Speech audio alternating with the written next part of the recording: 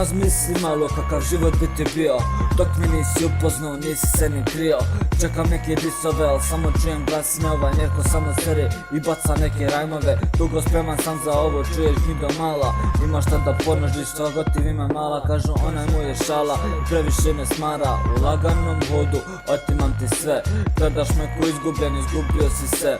U jednoj zemlji čuda, jer čudo pravim sada. Bit mi je sa neta, pisao terror redu, lik je producent i reper odjednom. Neki reće da sam kopija i da samo kopiram, al ovo nije kopira, već verbalna konstanta.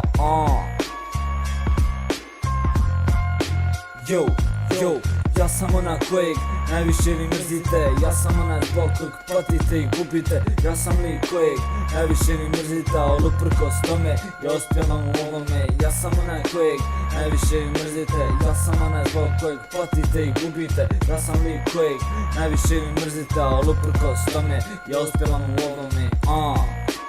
Yeah, motherfuckers, yo. Jasno, sebi zadao sam cilj, neću te dok ne uspijem, jer poraz neće dati mir. Radim to što volim i dobar sam u tome, neki mi zamjere jer pun sam uvijek bolje. Mrze me jer uspijevam u tome svaki dan, ja smijem se i repujem o tome svaki dan. Sad svaka ona htjela bi, al ne bi ja te drolje. Pokažnjao sam trebu, nikog nije bilo dole. Jedno vrijeme hodao sam kroz moj brate geto i to nije pomoglo i krenuo sam sa repom. A kako treće oko, nemoj biti glup, to su samo priče i mnogo zvuče gej. Pokušaj me shvatit, ne mrzim stvarno nikog, želim svojom rapat, jobiš brate svijet.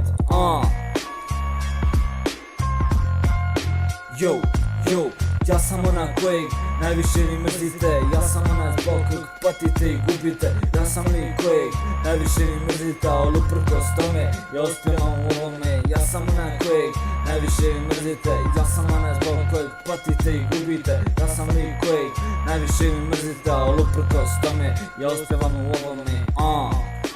Yeah, motherfuckers, yo.